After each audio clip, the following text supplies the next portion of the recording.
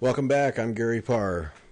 And I'm Christine Williams. And you are listening to Fiber Talk, that twice weekly podcast for people who make beautiful art with needle and thread. Yeah. Perfect. Thank you. And this time, hey, we're sponsored by well, all right, back up the truck here. Nicola Parkman from Hands Across the Sea Samplers joins us. Hi, Nicola. Hello, Gary. Hello, Christine. Hello, all our listeners. And hello. We're going to talk about reproduction samplers, but we're also going to talk about a new sampler Nicola has coming out, limited edition one of those get it quickly or it'll be gone deals. Yeah. So, yes. Sponsored by Sassy Jacks. So Kim Young at Sassy Jacks Stitchery sponsoring this show. Really appreciate it. Let's see. The copy says, a vibrant young needlework shop located in the Blue Ridge Mountains a few miles north of Asheville, North Carolina. Sassy Jacks offers fine needlework supplies for cross-stitch, needlepoint, punch needle, and embroidery, and is home of many beautiful antique samplers on permanent display for visitors to enjoy. Located at 30 North Main Street, Weaverville, North Carolina. Online, SassyJacksStitchery.com, where beautiful things happen one stitch at a time. Okay, that's real nice, Kim, but she has built, in very short order, a really nice place and I think kind of a go-to spot on the east half of the country for stitching and samplers, and the lineup of people that she has coming in doing classes is rather impressive. Now, Nicola, you did one in January, right? I did, yes. Yeah. And I really enjoyed my time at Sassy Jacks. You know, you walk in the store and it's buzzing. It's full of wonderful goodies for a needleworker and the most beautiful antique samplers. It's definitely a destination store. Yeah, and then she's working. Well, you have another one coming up. Are you going again or coming to the States again to do a talk there?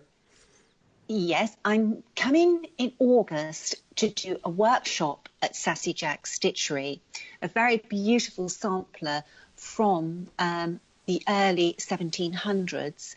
And this project is exclusive to Sassy Jacks Stitchery.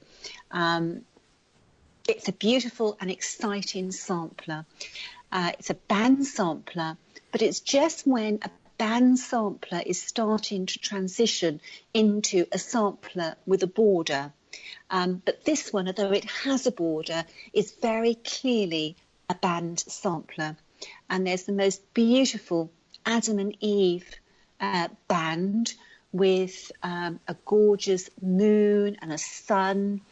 And it's going to be very exciting. The class is going to be focusing on this particular band, where there is some freehand work, but it's all counted out for the stitchers. And I showed this band sampler when I was there in January, and people are very enthusiastic about doing the class. So what we've had to do, it was going to be one 2-day workshop, and it became 2 2-day workshops, and we're now going to be doing 3 2-day workshops back to back so that we can accommodate everybody who wishes to participate. I think that today Kim is hoping to have full details up on her website for people who haven't but would like to attend. So it's grab those places quickly while you can. Yep. Okay, so that's just one of the things Kim has going at the Sassy Jacks Stitchery. So get over to the website, or if you can, get in your car and drive to Asheville, North Carolina, and see that place. She's really really enthusiastic and committed, and it's really exciting what she's doing. So, okay, so that 30-second commercial has now become 4 minutes. So yay for you, Kim. All right, so we got 2 parts to this. First, we want to talk about this limited edition sampler that Hands Across the Sea is introducing, Sarah Brazier 1829. and then Nicola's gonna kind of take us through, for all you people who've not done samplers or only done them on a limited basis, reproduction, kind of what she does to put one together and get started so she can stitch, and some tips. And she has a couple of videos that you can use, but just going to get people who are new to this little world started. But this sampler, holy smokes, I love it. And another giant one, Nicola. 40. Isn't it beautiful? Yes. Giant. Yes. But I'm 40 count. To have enough room for framing, it's 30 inches wide. So yes, big. The important information on size is that she's 487 stitches wide by 482 stitches high. She's a square sampler, which I love square samplers. They're very, they look really nice on your sampler wall, a square sampler. Mm-hmm. And this sampler, she has covered practically every part of her linen. There's so much going on in there. There's over 70,000 cross stitches, but there's probably just as many satin stitches, and I'm afraid I haven't counted the satin stitches, and I'm not going to either. Well, I think the thing is literally packed. But to me, the first thing I saw, and the thing my eyes will not leave, is that border. That's really unique, isn't it? Isn't it just? When I first saw this sampler, or the antique sampler, my eyes went straight to that border. Now, people listening to the show will be able to see a photograph of the border on your site. And what makes this border unique is this double border of satin stitches, and it's like a mosaic block, and in between these two borders, which act like a picture frame, there's a beautiful band or vine filled with all sorts of flowers, but it's those satin stitched blocks that they're wow, and the colours in them are just delicious. They really are. Yeah, now you said you have 2 other samplers that have this border? No, not the border. I have 2 other samplers that have the bower that's in the sampler. Oh, okay. And I've never seen a border like this before. And it's just so unique. It just gives the sampler the wow factor.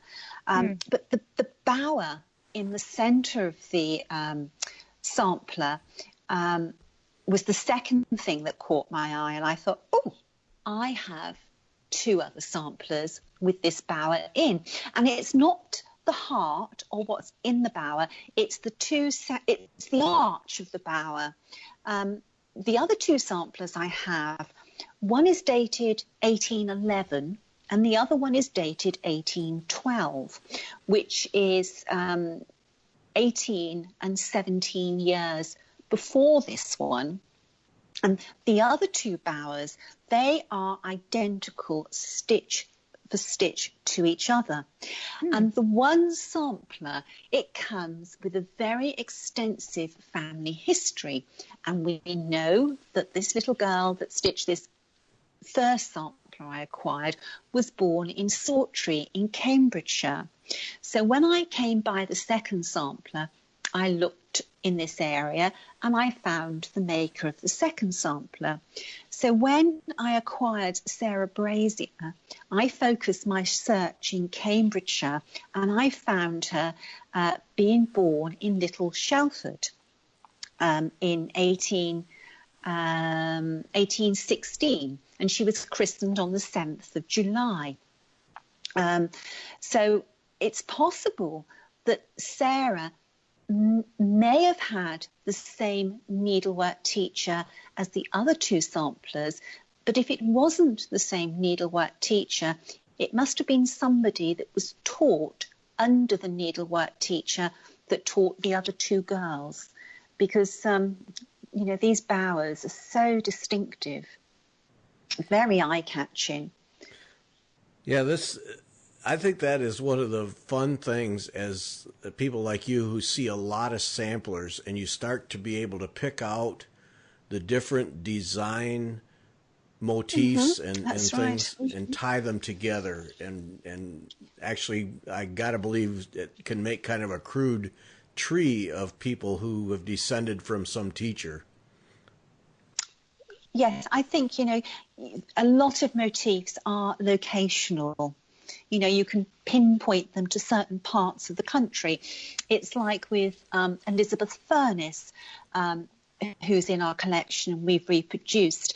From researching her, I found a whole series of samplers that were stitched in Sheffield. And, by putting together the family history on all of these girls, we know that house and Adam and Eve tree that appears in Elizabeth Furness is unique to the city of Sheffield and a particular school there. This is the wonderful thing about the power of the internet, that as people are connecting and they're sharing information, you can link up these samplers and, find that there are connections. It's important to share knowledge. Yes. And I love the way in the chart book. Now you're really tying the introduction of this to two things. You're calling her the Queen of the May, and you give a background on May Day, and then also the timing of the introduction is coordinated with the upcoming royal wedding, and so you're really tying a whole bunch of things together here. It's kind of fun. Well, in fact, this sort of relates back to Sassy Jacks. When I was there in January, the theme of my lecture was samplers being used as a tool to educate. And we were talking about different samplers and different formats. And I mentioned about samplers that were lists of kings and queens. And one of the people who were attending said, why don't you do a sampler that's themed kings and queens? So I had that in the back of my mind. And another thing that Sandra and I have been wanting to do for quite some time is bring out a sampler sort of mid-year that's a very special sampler, and then you start thinking and cogitating and ideas come to mind.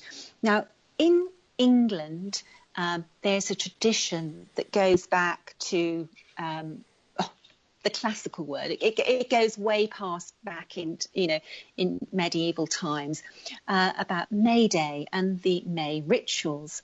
And one of those rituals in villages is that they pick a beautiful young maiden out of all the pretty girls in the village, and she's crowned Queen of the May. And it's a great honour to be crowned Queen of the May, a little bit like your prom queen. It's something that you'll be remembered for, maybe for the rest of your life, that, you were honoured as the prom queen or the Queen of the May. So what we would like to do is every May, the first day of May, release a chart that is, or a sampler that's not just beautiful, but outstandingly beautiful. And I think Sarah is a very, very special sampler. She has so much impact, and, you could look at her for hours and you could still see something different about her. So taking the theme of kings and queens, we were planning to bring out this sampler on May Day, and then lo and behold, the royal wedding, the date was announced as the 19th of May. So this all seemed to fit in quite nicely. Great, that's great. The sampler is actually dedicated to Prince Harry and Meghan as a celebration of their wedding, and it might be possible that some of the ladies and gentlemen who stitch Sarah, they might want to dedicate their sampler to the royal wedding as well. Samplers have to be dedicated to something. Why not? Yeah. The thing that I found most interesting about this, when I read the history, is that she comes from an area that was designated a royal forest. And once you know that, and then look at the sampler, it's just full of forest animals and right. motifs. To me, that is the real plus of the whole thing. Absolutely. And in the centre of the bower rests a stag, or we would call the stag a hart. And a hart is a red deer that's more than 5 years old. And, I think that why she's put the hart in there is because of the connection with the royal forest. But having said that, a hart is also a symbol for Christ. I think that stags are sort of known, or in early bestiaries, they describe the stag as a relentless enemy of snakes. And because the snake is the symbol of Satan, and the stag's war against them made the stag a symbol of Christ. And then in the Old Testament, King David makes the stag a symbol of the soul's longing to God in Proverbs 42:1. As the hart pants after the fountains of water, so my soul pants after thee. And apparently, because of this proverb, you see a lot of stags on baptismal fonts and communion rails and chalices. So she may have picked the stag as a Christian symbol, but I rather suspect that stag is because she grew up in this area, which was a royal forest. And royal forests came into being with William the Conqueror. And at one stage in England, a third of southern England was designated as royal forests. And in the 12th century, the whole of Essex was a royal forest. And then in 1154, Henry II, he designated the whole of Huntingdonshire as a royal forest. Now, Henry II was married to Eleanor of Aquitaine, and his son was Richard the Lionheart, who ties in with Robin Hood, in history. And in the royal forest, they belonged to the king, and all the forest was protected by special forest laws. So I think this is where a lot of these motifs come from. She's creating, all the animals that she would have seen in the forest. And, there's just so much in this sampler. Whenever you look at it, you see something else. It's quite amazing. The little girl had a very active imagination, and the other thing, she wasn't always quite right with her stitching. The sampler is not symmetrical. Even the beautiful basket that sits in the centre of the top border, just underneath the top border in the centre, the handles on the side of that basket, they're very different each side. Now I'm going to have to pay attention. Oh, you are. When you're stitching the vine, you have to count every section of it, because there are lots and lots of differences. And what we've tried to do, when there's something that you think, oh my gosh, she couldn't possibly have stitched that like that, we have marked it as Sarah stitched it. But it's a sample. When you're counting the vine, you must count each section, otherwise you're going to be wrong. Yeah. Well, that's one of the biggest lessons I've learned in the sampler I'm working on, is to never assume symmetry or consistency. Yeah. And never ever. I mean, I count everything 3 times before I stitch it, just because I've had to tear out so many things, because I thought, well, it was 5 here and 5 here, so it must be 5 for the rest of the way, and it's not. And No, yeah, no, it certainly won't be on this sampler. You have to keep on your toes. And Jacqueline Morris stitched the model for us, and there was messages pinging back and forth. Is this right? Is this right? Because I said to her, now you check absolutely everything. And there are, she was a funny little girl. Well, she wasn't so little. She was 13 when she finished it. Now, this sampler probably took her a very long time, so she may have been 10, 11 or 12 when she started it. But, she had a few funny ideas. She obviously wasn't concentrating in parts. Yeah, well, I don't blame her. She's a kid. Yes. And the wonderful thing about this sampler, even though it's a very large sampler, it's a sampler that is suitable for all levels of ability. It's mostly either cross stitch over 2 or straight satin stitch. There is a little bit of over 1 on the verse, but the verse is only 2 lines and her name and the date. So it is very doable by everybody, and every single satin stitch has been marked on the chart, so it's all there for you to follow. How do you determine that? How do you determine whether it's approachable by everyone or is really advanced? Is it the number of stitches beyond cross stitches? No. What do you go by? I think really it's the complexity of the stitches, and this is not a complex sampler to stitch. It's a big sampler, but just because it's big doesn't mean it's beyond somebody who's, in the early days of stitching. The size of the sampler depends by your determination to do something. This is very, very doable. And if I was going to stitch this sampler, I would stitch it in the way that Jacqueline did.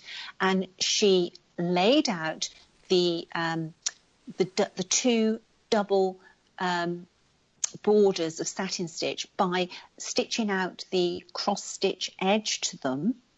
And she stitched out 1 all the way around. She matched up.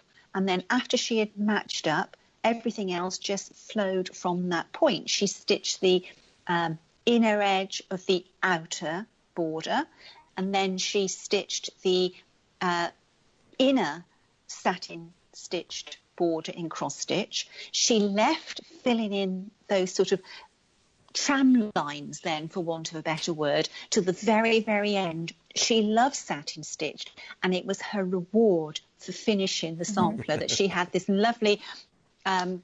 And I know that Jackie actually stitched all those satin stitches on those 2 double tram lines then in a whole weekend. Her needles were on fire. Yeah. Well, So I would get those 2 into place, and then I would fill in the vine. And this vine, because it counts differently, it undulates up and down, and you'll see in some spots the flowers on the vine touch the satin stitch blocks, and sometimes they don't. So, they really are meandering. Once I've done that, I would stitch the bottom section, and I would stitch the line that runs below the heart right the way across, and then I've got that bottom panel to stitch. And then after I stitch that, I would start putting in the motifs that sit on that line that runs across underneath the heart, and then I would just work up. And, by doing that, you've got lots of reference points to make sure that you are positioning the motifs correctly. Yeah, this is the last time you and I talked, and I was asking you, I'd done an alphabet all the way across twice, and I asked you if Yes. that got old, and the tip you said was to not do the alphabet all the way across, to do other things. And Yes. I've taken that to heart, and it has changed the enjoyment of doing the sampler for me, because I literally do that. Okay, I've done this kind of a thing for a while. I'm going to go over here and do this little bit just to have a different color and a different set of X's to stitch. And this Sarah Brazier sampler is one of those where you could, once you establish those reference points, you can jump all over the place, and there's just you can. a million things to stitch. Yeah. You know, there's bees, there's butterflies, there's moths, there's all sorts of birds, you know, from peacocks to doves to partridges to grouse.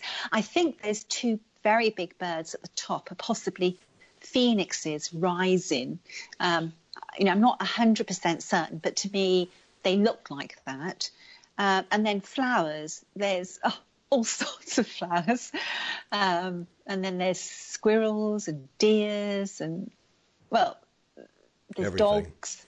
There's everything, you know. And you know, there's two crowns, which again may tie into the royal forest. And there's tiny little birds, you know, that you just sort of see in, you know, when you look at a seascape and you see seagulls in the distance, they're just, you know, every spare space there's a little tiny bird stitched in. They were hard to chart, counting them out. not. It wasn't hard to chart the little birds, but it was hard working out all the positions. I needed lots of counting pins when I was doing this. Yeah. So that's how, okay, that's a good question there. Is that how you, because that's got to be the biggest challenge, is positioning all these things. So you have counting pins going in all over the place to keep track? I do. When this was stitched on very, very fine linen, and it was very hard to see the linen, so I used counting pins, and they are a godsend. Like, you know, if you have a sampler that's stitched on, you know, a linen that's easily, you know, you can easily see the threads, you don't need them. But counting pins are an invaluable tool for a reproductionist. Yeah. This other thing about this sampler is there are so many of these elements that could be stitched on their own. Oh, absolutely. Oh, you could have fun all day long just pulling out little flower pots and things and just making them their own little piece. Yes. Yeah. And even that little bottom section where her name appears, that sort of arcade of flowers, that would be beautiful by itself. Right. That would be absolutely gorgeous. But there really is just so much to delight about this sampler. We felt that she was very worthy to be our first Queen of the May. Now, in her chart is themed a celebration of the kings and queens of Great Britain. And as samplers were used as a tool to educate, we thought it would be rather fun to take you through all the kings and queens of England. And we started with Henry II, who established the royal forest in Huntingdon. It just seemed an appropriate king to start with. And we take you through with royal trivia on every king and queen of England up to Elizabeth II. So when you're stitching, there's lots of information for you, or little bits of trivia for you to learn about the English royal family and their ancestors. Yeah, there is quite a history there, and I read it all, Nicola, every word of it. You did you? I did, darn right. Good. Every word. No, it's interesting how that all ties together, and then especially when you tie in the royal forest, and then you can bring it and connect it right to Sarah. It's a neat thing. That's right. Yes. Yep. So the booklet is 44 pages.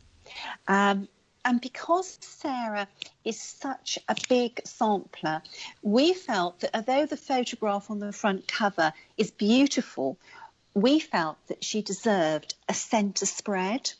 So if you open up the booklet and the centre pages, there's a very large photograph of the sampler spread over the 2 pages, and I hope that stitchers will enjoy being able to study the model in such detail, and it will help them when they're stitching it as well.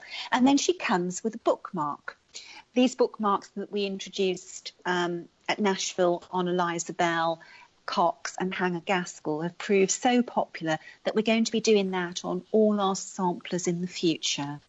Yeah, those things have been a huge hit. They're a great idea, and because Christine and I talked about that on one of our shows, the bookmark, and you list, like in this one, you list all 23 colors and write on a bookmark. I think it's a great idea. Mm-hmm. Yeah, it helps to keep organized. It does, doesn't it? And also having the stitch instructions on the back as well. You know, if you need to, how to do something, they're there for you. I think it's very useful. And, we've had, I've lost track of the number of messages and emails we've had from people saying how much they love them. So all our charts will come with this in the future. And of course, the bookmarks are linked in with the charts. The artwork that follows through the booklet will follow through on the bookmark as well. And Sarah comes with 5 pages of history. It's a story. Again, we want to use our samplers as they were originally as a tool to educate. So there's lots of interesting little bits of information that you'll find in the story of the sampler besides the theme of the booklet. So we hope that people will enjoy that. It's a limited edition because of the size. It was a big project to print this booklet, and when they were delivered from the printers, my husband said, "You are not taking those upstairs because you will definitely be through the ceiling." So the boxes have taken over our home. The limited edition, it's 1,500 copies. We've tried to get them out to lots of stockists. Unfortunately, the Uffindale sisters took us all by surprise, and we just couldn't get them out to stores in time before they were sold out. But for people who are interested in securing a copy, contact your needlework store to see if they've got some copies, and hopefully they will, or it can be purchased directly off our website. We announced on April the 20th that this release was coming, and she will officially be sold from the 1st of May, which is May Day, the day of the May Queen.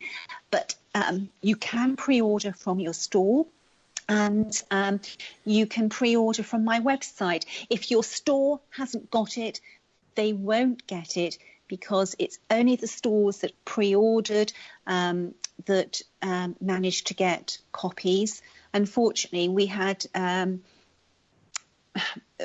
was stores wanted more of the wholesale allowance than was available. But hopefully, if people are quick, they will secure a copy either through their store or through us. Okay, and then and for sure there'll be a supply at Sassy Jack's and at the Attic. Yes, the Attic Needleworks and Sassy Jack's and Traditional Stitches, they've been long supporters of Hands Across the Sea samplers, and they've got good supplies. But there are many other stores as well that have good supplies, and there are stores that have just had a couple. Unfortunately, there just wasn't enough to go around. 1,500 copies worldwide do not go far. But it was, what I could manage to do. If you try sitting down and packing 1,500 copies, Gary, that's the downside of reproducing. Yeah. It's the bit I don't like. I like spending time working on the either the antique sampler or the model, or putting the story together and the research, packing charts into cellophane bags is not very so monotonous. Not so much. No, not so much. All right, talk about I'm always intrigued by how you acquire these samplers. Did you get this through an auction, a conventional auction? I bought Sarah through an auction. If it wasn't for the beautiful border and the bower, I could have missed her, but those two things caught my eye. The original sampler is faded, and the greens have run on the original sampler. But when it came and I took her out of the frame and I looked at the back, it was, oh my gosh, how beautiful. The back colours are very, very strong still on the sampler, but the front is, they've mellowed considerably. The colours that we've reproduced her on are the front colours, although on a few of the pale pink flowers, the threads had literally faded to nothing. So we had to, revert to the back to see what the colours were meant to be, and then translate them through to the front. But I'm absolutely thrilled how she's turned out. She is magnificent. And if there's people who like to stitch for competitions, this is a blue ribbon sampler, if ever there was. Why do you think so? She's just so impressive. She has such impact. And of course, as well, she's a good sampler to demonstrate how neat you stitch. When you've got so much straight satin stitch, there is an art to laying satin stitch. I've got a video on my YouTube channel if anybody wants some tips about stitching satin stitch. And also, if somebody wants some tips and tricks about setting up their linen, there's a very good video that we've done that talks you through all the steps you should take before you start to stitch on your linen. So that's, if somebody is a beginner, have a look at our YouTube channel and see some of the videos that we have there. There's lots of videos about samplers, but there are videos as well of, how to do something. What are the basic things that you do with a piece of linen just to get ready to stitch? How do you set that up? Well, I think one of the most important things that you learn, because unfortunately a lot of us have been caught, is that when you get a piece of linen, don't presume that it's been cut straight. I've bought pieces of linen before now that when I've squared them up, I realised they've really been cut on an angle. Well, of course, it could mean that you literally run out of linen to stitch on. So always check that your linen has been cut on the straight, and always triple check that your linen is the right size. There's been many stitchers caught short. They've literally run out of fabric because the size of linen they're stitching on was wrong for their sampler. That is so important. And in your measurements, you give 3 inches on each side for framing, right? Yes, because that's a nice, generous measurement. But, we don't we like to frame close to the edge of the stitching, because that's how most of these samplers were, the originals were framed. But obviously you have to accommodate or work into your equation how much linen you want to show. We call them a mount. I think, do you call them mat boards? When you've got like, you might want a mat board. You have to think before you start how you wish to frame your sampler. If you go onto the Hands Across the Sea Samplers website and go into Sewing Basket and Tools, we have a calculator, and you can put in there the width and the height, the stitch count. You can put in the stitch count of your linen, and it'll work out your size for you. You tell it how much you want for finishing and how much you want for your border, and it will just calculate it all for you. So that's always, it's well worth triple checking your calculations. Many of us have run into problems. So you take your piece of linen and you make sure it's cut square, or cut it square, get it squared up. Yes. And then That's right. Do you serge it on the edges, or what do you do with the edges? Yes, I always serge the edges because they do fray otherwise.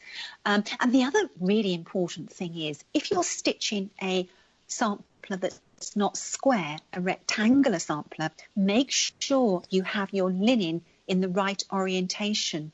Oops. Oh, yes. That's important. That is very important. Yeah, that could be ugly. Yes. And again, it's happened to many of us. We find that we're wrong because we have the linen the wrong way round. Yeah, that would be really irritating. Mm-hmm. Yeah, because, we get a chart, we get the linen, we get the threads. We want to start, we want to get that first stitch in, so we rush. But if you rush at the beginning, you could pay for it at the end. You've always got to do your preparation. And how do you figure out positioning on the piece of linen? Do you find the center and then top center, or do you just measure in 3 inches from top and side and start? How do you go about that? What's your technique? There's nothing wrong in starting in the centre. Many people do. And if you want to start in the centre, you fold your linen in half, and then you fold it in half again. And then you have your centre point, which you mark. But I like to start top left-hand corner. So I go, if I was using a 3-inch margin, I go 3 across and 3 down, and that will give me my starting point. Okay. I love you. Starting at the top left. That's my favorite spot. Just seems the most, we've talked about this before. It's the way we're taught to read, isn't it? Top left-hand corner. Yep. Unless we're Chinese. And we never did explore that. We got to find that out. No, we never explored that, did we? Do the Chinese work right to left? We got to find that out. Yep. Well, actually, next week I'm meeting a stitcher who's coming over from the east, and I'm meeting her in Truro for lunch. So I will have to ask her where she starts. I will write myself a note about that. It's on you, Nicola. We need a report. Right, I'll report back. Now, do you grid? No. No, but what I Just will go for do, what I will do, if I'm working on a band sampler, and because I'm working on a roller frame, I will baste a line down both sides, purely so I know where my starting point is and my ending point. I know a stitcher many years ago, she was stitching a very long sampler on a roller frame, and when she was about 3/4 of the way down, she happened to unroll it, and she realized that bit by bit she'd moved in a stitch. Oh no. And rather than being straight down, her sampler literally was stepping across as she'd gone down the sampler. So that's something I've always been very conscious of. So I always run a baseline down each side, but I don't grid across. But again, it's a good tip if you find you have problems with positioning. I always think that good groundwork is important. It could save you time in the future. And certainly if I stitched one of the Heaven and Earth designs, my gosh, I would certainly grid then, because those are so complex. Yeah, I'd have that gridded. Now, Christine, the needlepoint you're working on, you gridded that one. Have you found that's helping you? Yes, mostly because it helps me pinpoint when I've messed up. I'm finding more that I use it to double check what I've done, and I probably should use it more to preview what I'm going to do. But it's a good check and balance, I think, as I'm stitching these motifs, because it's a piece that has sort of large motifs spread out on a background. So as those motifs start going in, I can sort of double check where I am and make sure that I'm where I'm supposed to be. And it gives me, if nothing else, a little degree of comfort that I'm not going to end up like your friend, that once I finish, that I'm going to find something, is terribly wrong. and then I'll have to rip out a lot more than I would normally. So yes, I have found it is helpful for this. I don't know that I would do it for everything, but for something that's going to require extreme precision between things, I would. For something where it was not absolutely critical that every single stitch go exactly where it needed to go, I probably wouldn't. And I guess it would depend on your degree of tolerance for something not being exactly the way it's supposed to be. For a reproduction sampler where the whole point of it is that it is exactly the way it was supposed to be, I might do so, and especially on something this large, because again, what you're risking is a tremendous amount of work that you will have to undo once you find out at the very end. So I like to be able to check as I go whether I'm still in good shape. I'm liking that thing, that basting down the sides. I like that Even idea. something as simple as that. Yeah. And I don't grid, I don't go every 10 stitches or anything like that. I grid pretty sparsely. So it's really just as landmarks, basically, so that I can check where I am. Yeah. Yeah. When I base down the side of a band sampler, I always put a little notch in every 10th stitch so that I know where my bands should be sitting. That's quite a good little tip. I don't stitch across, but I put a little notch so I know exactly where that 10th line is. And if I'm doing that, I always make sure that my 10th line is the 10th line of the graph. Uh-huh. Well, what do you mean by a notch? Where I'm stitching a basting line down, I would so that's a vertical stitch. I would just put a little horizontal stitch on the 10th. Oh, okay. So it's like a little notch in. So I've just got a little marker. Ooh, that's I find handy. that quite useful. But on a sampler like Sarah Brazier, I would be using elements within the design as my reference points.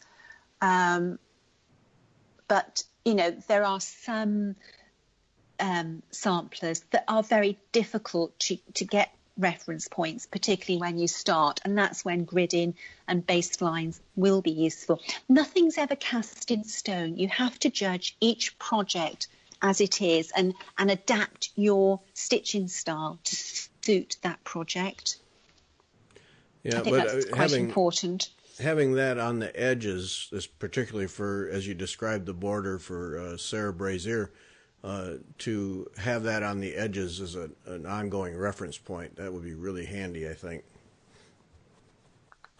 Yes, you could do. You could baste out that very outside, the tram line on that satin stitch block border to get your square. And then everything will just slot in from that.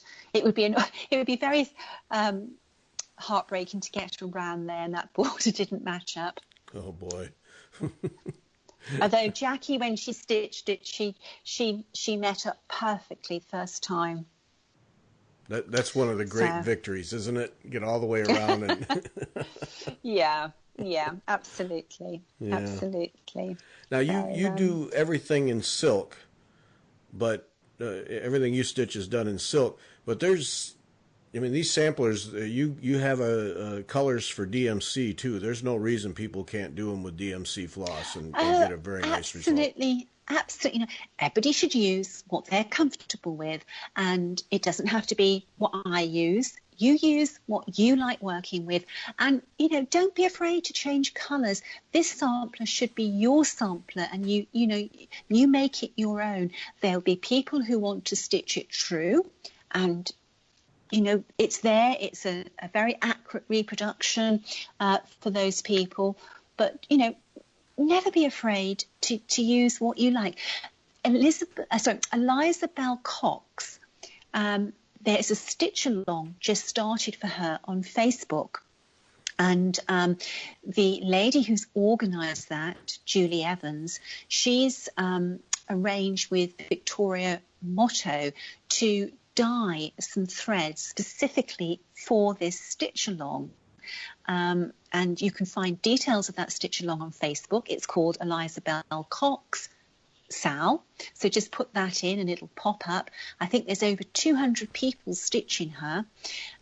It starts June the 1st. So people have got lots of time to kit up beforehand. And that's going to be an exciting to see everybody's interpretation, because people have gone for different linens. Some have gone for silks, some have gone for DMC, and many stitchers have bought these special thread packs as well. So it'll be really nice to see everybody's samplers as they're coming along. Yeah, I think that's fun. That's really building some momentum, that stitch along for that sampler. Yes. Yes, she's a very beautiful sampler, though.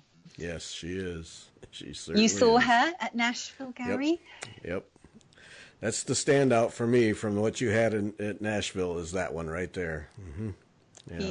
Yes. She's been really popular. And, of course, Amy Cam, little Amy. Yep. She took everybody by surprise. Yes. No, that's a good group. That's a good group, no doubt about it. The ones you had there, but and following this one up now, Sarah Brazier, and then do we have something else on the horizon for us? There's lots of samplers being stitched at the moment. She's got an army all over the world stitching their brains out. No, there's lots of really interesting samplers on the go. You shouldn't have favourites, but there's one that's, oh my God, it's just so beautiful. It really, really is, that I'm extremely excited about. I'm not sure when that's going to be released, because this year I've got 3 teaching appointments that I'm having to work, preparing things for.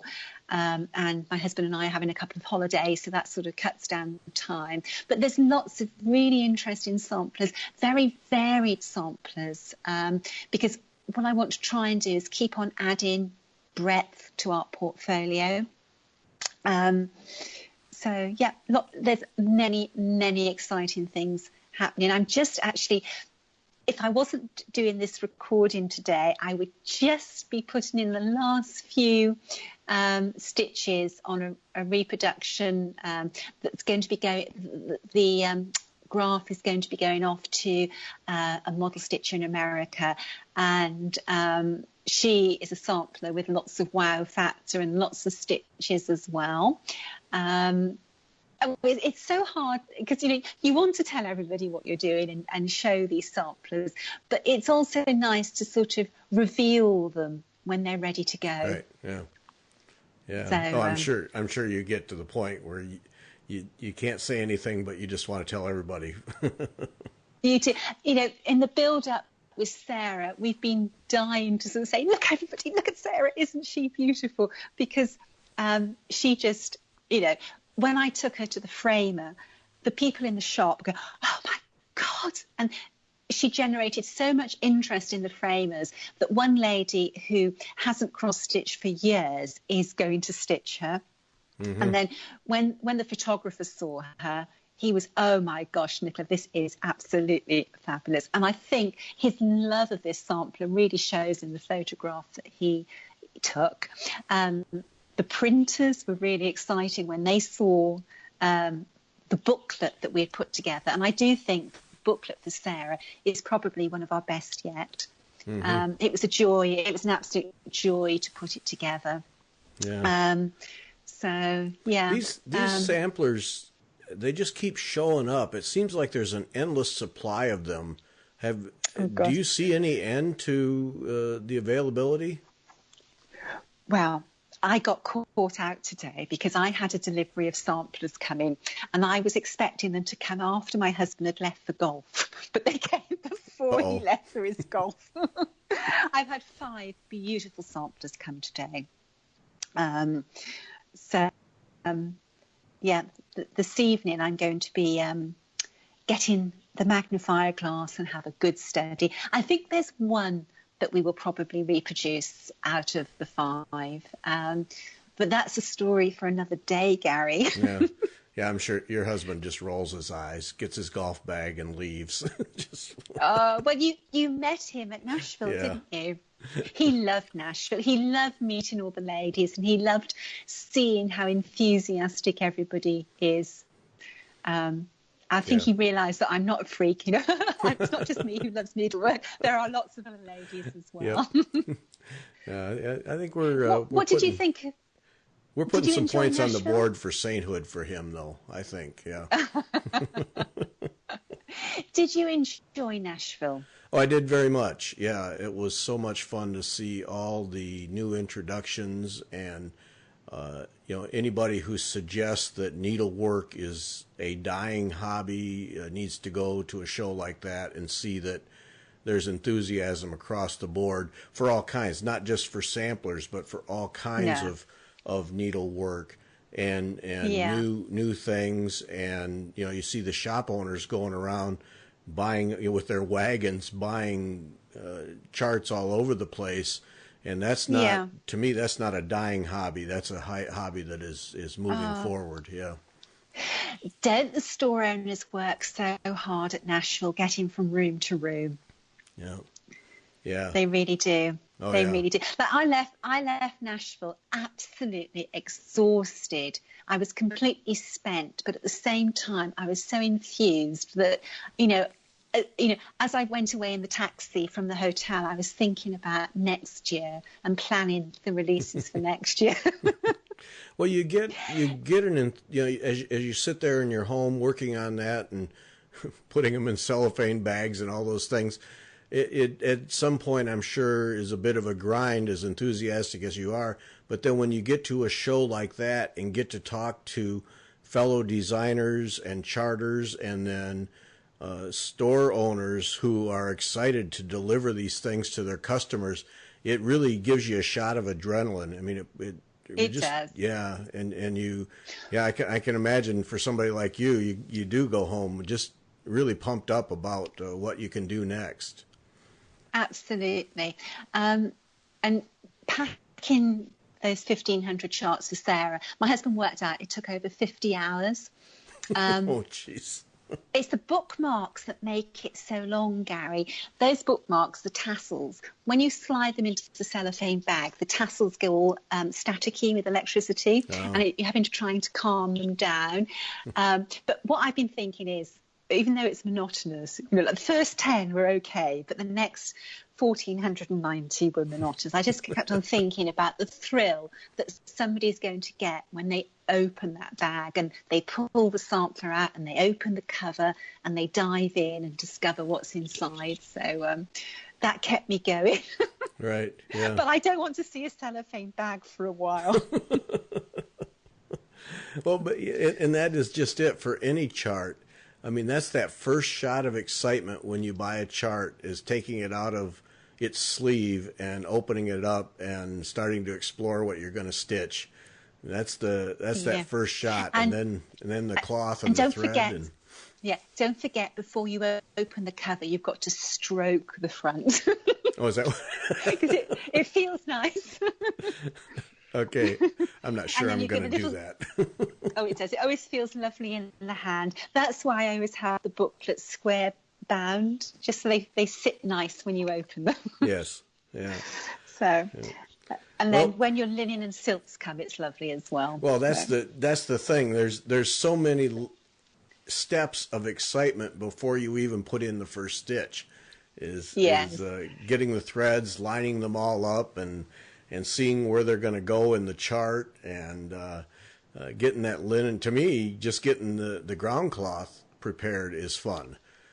Yes. Get it all ironed and edged and ready in the scroll frame and ready to go. I think that's as much fun as anything. Oh, have you tried your new sidebars? Tried them. Yes. From the minute I brought them home, they've been in full use. Good. They're perfect. Good. Yeah. Yeah. Oh, I'm perfect. so pleased. Should I'm have so pleased. Should have listened to you the first time and got the short ones. Yep. But you've got both now. So Yep. I do use my medium-sized ones. You'd be surprised when you do. But the short ones are great for every day. Yeah. Oh, there we yeah. are. Now I stitch right side up. It's so nice. Yeah. Yeah. Good. All right, Nicola, we got to end this thing. Yes. Thanks so much for joining us again. And thanks to Sassy Jack Stitchery for sponsoring the show. Really appreciate it. And that's in 30 North Main Street, Weaverville, North Carolina, SassyJacksStitchery.com. Hey, if you're anywhere near North Carolina, get your car over there and stop in and see Kim. She has she has some of the original samplers from hats, right? She does, yes. She has many of our original samplers. Yeah, and models. And that's right. And, what fun is that to actually be able to go and stitch on a sampler when you're looking at the original sampler. That's just such a treat to be able to do that. Yeah, and Kim is that shop is cooking along. She has people in stitching in the shop during the day. I forget what day it is, but bring your stuff and sit down and stitch and talk to Kim, and she's just really enthusiastic, and it's a lot of fun to talk to her.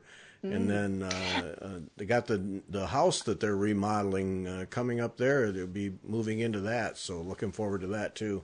Yes. Yeah, the Bard House is very exciting. But the shop they're in at the moment, another lovely thing about visiting the shop is they have a quilt store right next door as well. And a bakery.